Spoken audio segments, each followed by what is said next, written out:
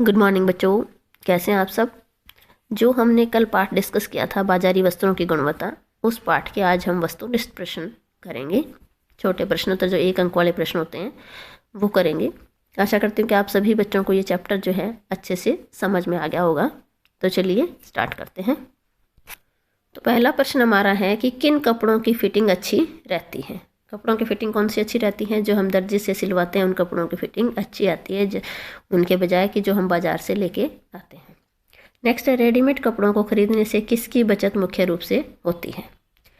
Readymade कपड़ा खरीदने से हमें सबसे जो है समय की बचत हो जाती है, क्योंकि जब हम अगर दर्जी से सिलवाते हैं कपड़े तो पहले कपड़ा लेके आते हैं, उसके लिए मार्केट जाना पड़ता है, फिर दूसरा दर्जी को सिलने के लिए देते हैं, फिर लेने के लिए जाते हैं। इस तरह से हमें बार बार चक्कर काटने पड़ते हैं। तो उसमें हमारे रेडीमेड कपड़े खरीदने में तो एक बार हम मार्केट गई और जाके ले आई, तो हमें क्या होती है, समय की बचत होती है। नेक्स्ट है, तंतु कितने प्रकार के होते हैं। तंतु जो है 3 प्रकार के होते हैं।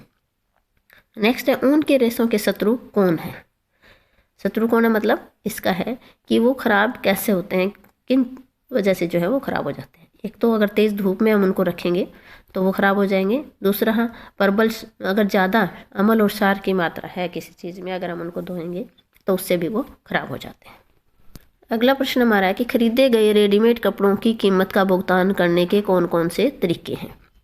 किस किस मतलब तरह से हम दुकानदार को पैसे दे सकते हैं।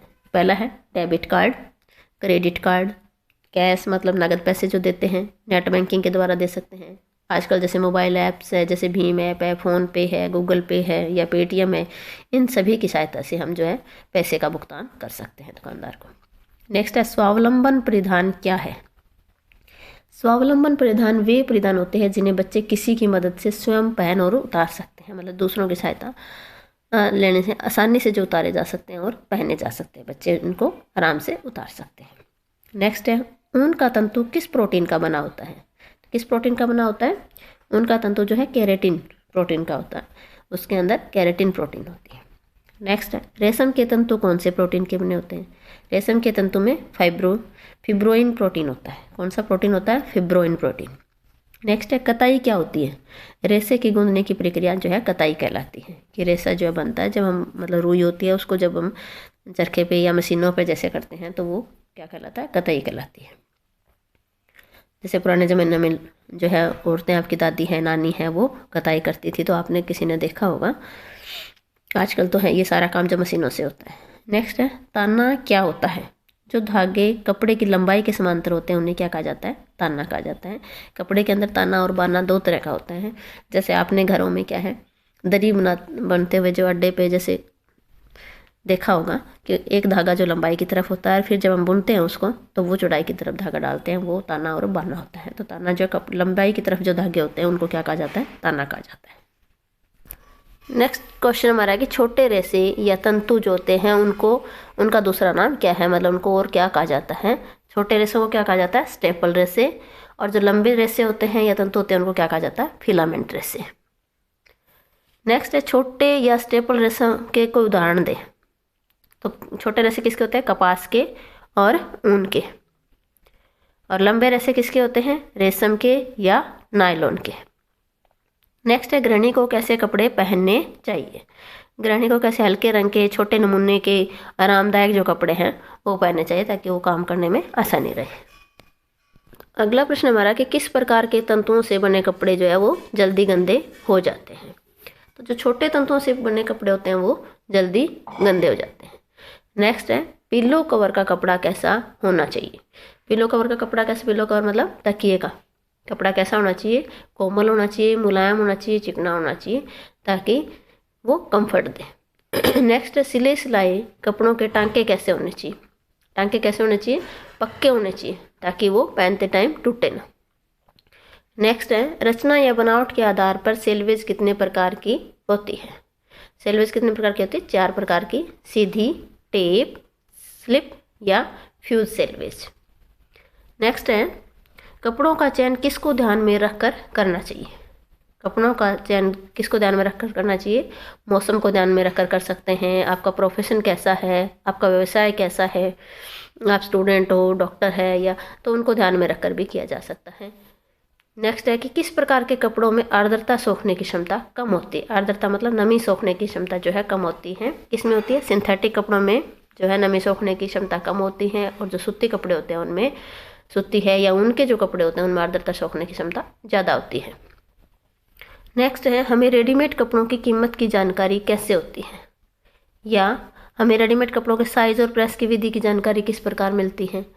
तो किससे मिलती है कि जो उनके ऊपर लेबल लगे होते हैं, कीमत क्या है, साइज़ क्या है, मतलब उसकी प्रेस की विधि क्या है, धोने की विधि क्या है, इस तरह का सब कुछ जो उसके ऊपर लेबल लगा होता है उसके ऊपर लिखा होता है।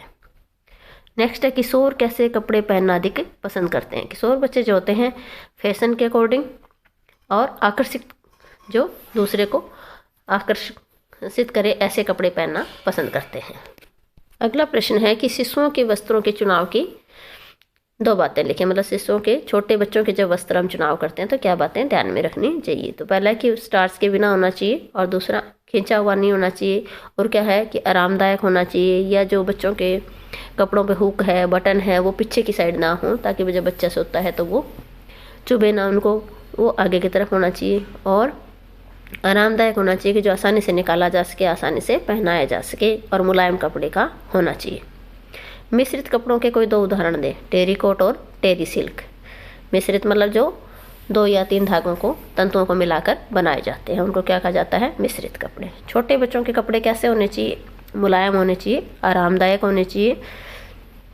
नेक्स्ट है, जिन उपकरण पर कपड़े को बुना जाता है उसे क्या कहा जाता है? उसे क्या कहा जाता है? लूप कहते हैं उसको। जिस उपकरण के ऊपर कपड़े को बुना जाता है उसको क्या कहा जाता है? लूप कहा जाता है। नेक्स्ट है, क्रेडिट कार्ड से कपड़ा खरीदने का लाभ क्या है? इसमें क्या होता है कि जब हमारे पास पैसे नहीं होते तब भी हम उससे क्रेडिट कार्ड से खरीद सकते हैं। नेक्स्ट है, क्रेडिट कार्ड से कपड़ा खरीदने के नुकसान क्या हो सकते हैं? कि जो उधार लिए पैसे हैं उनके ऊपर हमें ब्याज देना पड़ता है। नेक्स्ट है, तैयार कपड़ों में ड्रेप का क्या अर्थ होता है? तैयार कपड़ों में ड्रेप का अर्थ होता है कि जो हमारे शरीर के जोड़ हैं या झुकाव है, हमारे शरीर की रूपरेखा है, उनके अनुसार हमारा जो है कपड़ा होना चाहिए ताकि वो शरीर पे अच्छा लगे। नेक्स्ट है, सूती कपड़े किस मौसम में ठीक रहते हैं? सूती कपड़े कब ठीक रहते हैं? गर्मियों के मौसम में। और गर्म कपड़े कब ठीक रहते हैं? सर्दियों के मौसम में। अगला प्रश्न हमारा है कि बारिश या बरसात के मौसम में जो है कपड़े कैसे प्रयोग में लाने चाहिए? तो कैसे होने चाहिए? जो जल अवरोधक कपड़े हो, जिनके ऊपर पानी अंदर, जो कपड़े आपने पहन रखे वो पानी अंदर ना जाए, तो ऐसे कपड़े होने चाहिए ताकि वो हम बारिश से बच सकें। नेक्स्ट है, प्राकृतिक रेशे किन्हें कहते हैं? प्राकृतिक रेशे जो रेशे जैसे पौधों से, जानवरों से या कच्चे पदार्थों से प्राप्त होते हैं वो क्या कहलाते हैं? प्राकृतिक रेशे। प्राकृतिक रेशे से उदाहरण जैसे ऊनी रेशे हैं और सूती रेशे। जैसे सूती रेशे किससे प्राप्त होते हैं? कपास से। ऊनी रेशे जो है एक जो है कीड़ा उससे, ऊन से, मतलब जैसे जानवरों के ऊन से प्राप्त होते हैं, तो इसलिए इनको क्या कहा जाता है? प्राकृतिक रेशे। तो बच्चों, आज हमने जो बाजारी वस्त्रों की गुणवत्ता है पाठ जो था उसके हमने वस्तुनिष्ठ प्रश्न किए।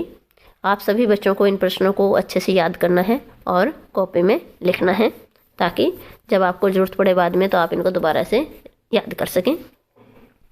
थैंक यू बच्चों, मिलते हैं नेक्स्ट क्लास में। तब तक आप अच्छे से इनको याद करना और कॉपी में लिखना। अगर कोई दिक्कत हो, कोई समझ में नहीं आया हो तो आप पूछ सकते हैं या कमेंट सेक्शन में लिख सकते हैं।